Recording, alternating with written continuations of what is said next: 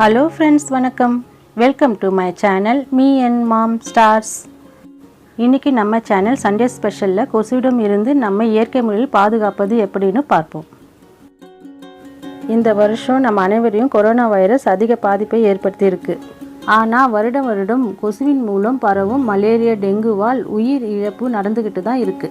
இதை தடுக்க நம் சுற்றுப்புறத்தை தூய்மையாகவும் தண்ணீர் தேங்காமல் பார்த்துக்கொள்ளணும். இதன் மூலம் கொசுவை கட்டுப்படுத்தலாம். கொசு வீட்டுக்குள் வராமல் இருக்க இயற்கை மூலிகை வைத்து செய்முறை செஞ்சு காமிக்க போகிறேன். 3 மெத்தட் இருக்குது, அதை நான் செஞ்சு காமிக்க போகிறேன்.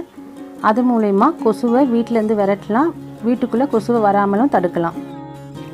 ஃபஸ்ட்டு மெத்தடு, அதுக்கு தேவையான பொருட்கள் வேப்பிலை, நொச்சி இலை. வேப்பிலைக்கு பாக்டீரியாவை அழிக்கிற தன்மை இருக்குது, நொச்சி இலைக்கு கொசுவை விரட்டுற தன்மை இருக்குது. இந்த மாதிரி ஒரு சில்வர் தட்டு எடுத்துக்கோங்க. அதில் ஒரு பெரிய அகலை வச்சுட்டு அதுக்குள்ளே ஒரு சின்ன அகலை வச்சுட்டு வேப்ப எண்ணெயை ஊற்ற போகிறோம். இந்த வேப்ப எண்ணெய் எல்லா நாட்டு மருந்து கடையிலையும் கிடைக்கும். இந்த மாதிரி எண்ணெய் ஊற்றிட்டு திரி போட்டு நம்ம ஏற்ற போகிறோம்.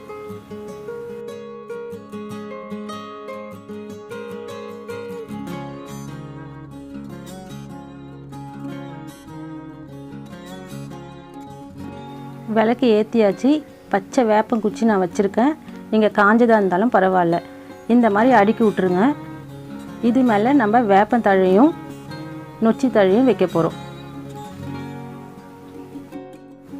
இந்த மாதிரி அரேஞ்ச் பண்ணும்போது வீட்டில் இருக்கிற ஜன்னல்லாம் திறந்து வச்சுருங்க. நல்லா புகை வந்த உடனே வீட்டில் இருக்கிற கொசுலாம் வெளியில் போயிடும். அப்போது அதுக்கப்புறம் ஒரு 10 நிமிஷத்துக்கு அப்புறம் நீங்கள் ஜன்னலெல்லாம் க்ளோஸ் பண்ணிவிடுங்க. வீட்டுக்குள்ளேயே அந்த புகை ரீட்டைன் ஆகின்னு இருக்கும். அப்போ நம்மளுக்கு வீட்டுக்குள்ளே எந்த கொசுவும் வராது. இந்த புகையை நம்ம சுவாசிக்கிறதுனால நம்ம உடம்புக்கு எந்த பிரச்சனையும் இல்லை. கொஞ்சம் தொண்டையில் கசப்பு தன்மையாக தான் இருக்கும். அது வேப்பிலையோட கசப்பு தன்மை தான், அது உடம்புக்கு நல்லது தான். பாக்டீரியெல்லாம் நம்ம தொண்டையில் இருந்தால் அழிச்சிடும். இந்த மாதிரி புகை போடும் போது காற்றுல இருக்கிற கிருமியெல்லாம் அழிக்கிற சக்தி இருக்குது. இந்த மெத்தடை நீங்கள் ஃபாலோ பண்ணி நீங்கள் செய்யலாம். பெரிய வீடாக இருந்தால் கொஞ்சம் அதிகமாக இலையெல்லாம் வச்சு நீங்கள் புகை போடுங்க. சின்ன வீடாக இருந்தால் கொஞ்சமாக இலை வச்சு நீங்கள் புகை போடுங்க. ஆனால் ஒருத்தவங்க மூஞ்சும் ஒருத்தவங்க தெரியாத மாதிரி புகை போடாதீங்க. இந்த வேப்ப இலை, நொச்சி இலைலாம் உங்கள் சரௌண்டிங்கில் கிடைக்கக்கூடியது தான். நீங்கள் அதை எடுத்து காய வச்சு ஸ்டோர் பண்ணி வச்சுக்கலாம். மழை நேரத்தில் நல்லா யூஸ்ஃபுல்லாக இருக்கும் நம்மளுக்கு. கண்டிப்பாக இந்த மாதிரி சில்வர் தட்டில் தான் அகல் வச்சு நீங்கள் பண்ணணும். ஏன்னா நம்ம புகை போடுறதுனால இலையெல்லாம் ஏதாவது தீ பிடிச்சிதுன்னா அந்த தட்டிலே விழுந்துடும். இது ஃபேனுக்கு அடியிலே வைக்காதீங்க. ஃபேன் இல்லாத ஏதாவது ஒரு பிளேஸில் நீங்கள் வச்சுருங்க.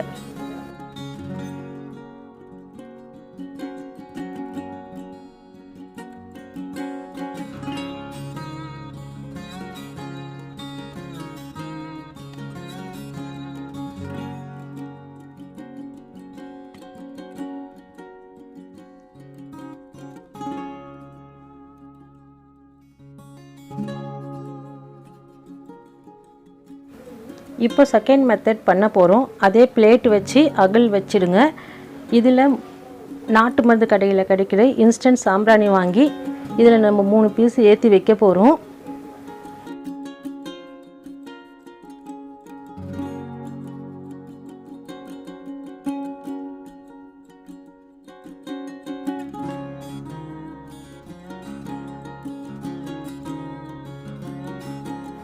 இந்த மாதிரி சாம்பிராணி ஏற்றிட்டு வேப்பங்குச்சி இல்லைன்னா பரவாயில்ல, இந்த மாதிரி ஸ்பூன் அரேஞ்ச் பண்ணிவிட்டு வீட்டிலே நான் காய வச்ச வேப்ப இலை இருக்குது, அந்த வேப்ப இலையை இதில் வச்சிடுறேன்.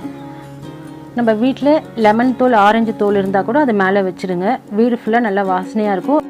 இந்த முறையில் கொசுவை விரட்டலாம்.